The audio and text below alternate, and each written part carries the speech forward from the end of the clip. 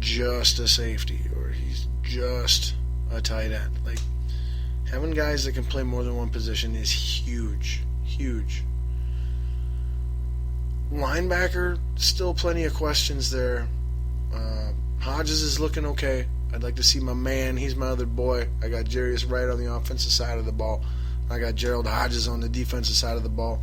Those are my two super close Scotty Ball family friends. So I will admit right here and now that I am a little bit biased to hoping and wanting their success, as well as using my football mind and sports mind, to be unbiased in addition to that. But I am always cheering for those two to succeed. It is really my opinion that Gerald Hodges needs to be that starting weak outside linebacker. It is nothing personal. Chad Greenway, you just don't have the legs anymore, and you can be useful in goal line 4-3 as an outside linebacker, or in any 4-3 as an inside linebacker. I think is the right place for you right now at this point in your career. Similar to how I felt about Antoine Winfield towards the end of his career, if they would have simply moved that guy to safety, he went from, a guy who's really good but has undeniable weaknesses that are very exploitable, to a guy that just literally he can do everything you want from that position, and he has no weaknesses because the things he doesn't excel at aren't required from this player, this position on the field. So I feel like that's where we're at with Chad Greenway, athletically. He's got a great football mind, he's got great football technique, and he's got a football player's heart, but he just can't get to the ball the way that he used to and the way that he needs to in order for him to be effective and productive. And you do see more cases now too of him not being able to finish the tackle without help, where that wasn't the case in the past either. But Eric Kendricks, rookie second round draft pick Eric Kendricks, is going to be your starting middle linebacker very, very soon. He is improving extremely fast. I like Audie Cole, but he is not a starting middle linebacker in the NFL. He is a passing package outside linebacker in the NFL. Audie Cole is great in pass coverage, and he's great on special teams. He is not great against the run, and he's semi-limited athletically. He's more athletic right now than Chad Greenway is. But he'll never be as athletic as, say, an Eric Kendricks. Eric Kendricks is flying all around the field last week against Tampa Bay, looking amazing. And then, of course, Anthony Barr, as long as he's healthy, is locked in at your strong outside linebacker. Now, in the secondary, we still have two primary questions. Who's going to be the other starting safety? Robert Blanton has not looked good. Sendejo has not done much of anything. Exum has looked the best, and that was the guy I singled out from the get-go, that I think that's your best case scenario. He is dealing with some injury right now, but I don't believe it to be significant, and he should not miss too much time. If any, he might be back on Saturday for Tampa. We'll have to keep an eye on that. But so you've still got those questions at the other safety position. And then the debuting, the first chapter, we'll call it, of the Trey Waynes saga here for the Minnesota Vikings has not been impressive or entertaining at all. However, I implore patience. None of this is necessary to be an immediate, we got to have it right now, or, it's going to cost us everything. It's not going to cost us anything if it takes Trey Waynes a while to get the hang of things. He has the physical ability, and I trust Zimmer would not select him if he did not also have the football intellect to go along with that ability. The fact that he has not put them together yet is nothing to be alarmed about. The only thing I am curious and potentially concerned about, I'm not concerned about it yet, but I'm curious and I'm potentially concerned that he might be a Cordero Patterson type of player. The type of guy that has everything there to be special, to be great, but for whatever reason doesn't put it together. And seemingly that due to lack of work ethic, lack of caring. Because the only plays I've seen on Trey Waynes that really stand out to me and go, oh man, I don't like what I see there at all, are plays where it looks like the effort on his part is unnecessarily missing. I've seen several examples of this in the 2 preseason games. Maybe you haven't. Maybe you think that's just my take on it, and it might be. But that's how several plays have looked to me where, he's way farther off his assignment than he needs to be. Once the ball is in the air, he is inexplicably lackadaisical and slow in closing on the ball and the receiver. But I don't know. That's just me watching the first 2 preseason games of a rookie. So if that's the case, then big problems, big cause for concerns. We blew a first-round draft pick. But that is something that we can't tell yet right now. That is a wait-and-see thing.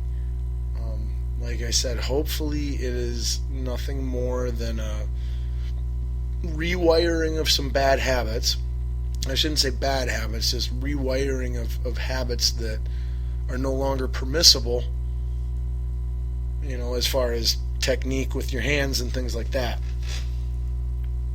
And then also, just familiarity and comfort in recognizing things visually and mentally, and processing all that information in a quick and accurate manner. If those are the reasons for his struggles, then we'll probably be just fine with him yet, and could even see him starting opposite Xavier Rhodes at some point in the season. However, the way things are looking right now, do not expect for that to happen unless injury should force such a circumstance. Now, there is one other defensive back that Zimmer is extremely high on, and I'm fairly impressed with what I've seen of him play, is Jabari Price. Now, the downside to Jabari Price is that he is suspended for, I believe, the first 2 games. It might be 3 or 4. But I believe that he's suspended for the first 2 games. So you got to have something in play there at least for then. Which is Terrence Newman. But that's what Terrence Newman needs to be. Terrence Newman needs to be a bridge guy for the next young guy who comes in. Terrence Newman cannot be the guy that we expect to start all 16 games opposite the other side of the field from Xavier Rhodes and then continue us through a playoff run. That's not going to happen. At some point in time, Terrence Newman needs to become either the nickelback or the dime back, and either Jabari Price or Trey Waynes needs to emerge as the number 2. But I bring that up because I want to remind everyone that there is another young potential stud option there to be that number 2 shutdown corner. Not all of our eggs are in the Trey Waynes basket just because we spent our most recent first-round pick on him. And again, like I said, he's a freaking rookie and we're 2 games into the preseason, and give the guy some time. to learn the job. So, but anyway, there is your Vikings talk. Wow, a lot of time talking Vikings. We'll squeeze in the player news real quick. Eli Manning, who, depending on when you hear what reports at this offseason, wasn't going to be, renegotiating his contract until at the end of the season. Well, now him and the New York Giants have both changed their minds, and they are apparently in talks for Eli's contract extension to keep him a New York Giant past this year. Nothing has been finalized yet. However, it is believed that should the deal be agreed upon, that it would make Eli Manning the highest paid quarterback in all of football. Is Eli Manning, and that's where people start to debate or get heated about it. Is Eli Manning worth, is he the best quarterback in football? Well, you don't need to be the best to get paid the most. Eli Manning has earned and deserves every penny that the Giants are willing to pay him, especially considering the 2 Super Bowl championships that he brought to that franchise since, 2007? I want to say it was the first one. And then 2010, I believe, was the last time. I don't know. Check those years, somebody. Stat boy. Oh, yeah, that's right. I don't have a stat boy. But people got to not get hung up on, Peyton Manning is the best quarterback in all of football, so he should be the highest paid. Or, whoever they think is the best. Tom Brady should be the highest paid quarterback. Whoever they think. It doesn't matter. That's not business. That's just not how it works. People get paid off of potential, and in some rare cases, like this one, if it works out that way, people get paid for accomplishment. And if Eli becomes the highest paid quarterback in the NFL, in NFL history probably too, it would make him, it's because he won his team 2 freaking Super Bowls, and he's still at a prime age in his career where it's not at all with outside the realm of possibility that he could do that again and win 1 or 2 more. So yeah, pay a guy because he won you 2 Super Bowls already. I have no problem with that. No, it's paying guys who haven't done anything for you yet, and that never do anything for you ultimately, that I have problems with. Like, why should any of us have a problem with a guy getting paid and rewarded for past accomplishments with his employer? And that leads us into Phillip Rivers. Phillip Rivers, whose contract situation has been kind of messy and ugly this whole offseason. He finally reached, I believe it was a 4-year deal for like $85 to $90 million, somewhere in that range, to stay with the San Diego Chargers, which is what he really wanted. He didn't want to play for anyone other than San Diego. However, he didn't want to play for the Chargers if the Chargers were going to move to a different city that was not San Diego. But now they have, like I said, they've cleared that out. And the interesting thing that I did pull out of Rivers' contract was that it has $65 million of the 85, 87, whatever it is, guaranteed over those 4 years or whatever. That is the largest amount of guaranteed money over that amount of time in the history of the NFL. So as Phillip Rivers goes for the next 3 to 4 years,